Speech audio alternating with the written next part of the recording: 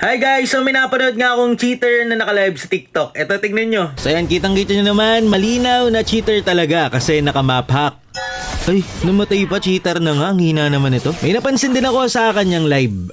Luma na itong video na naka-live na to. Kasi tignan nyo yung crab, hindi pa naglalaglag ng gold o kaya ng XP. So ibig sabihin, ito ay recorded video na lamang. Tapos, nung natapos niya yung game sa live mismo, nung lumabas yung victory, nagsimula agad yung panibagong game. Kaya sigurado ako na for clout lang ito.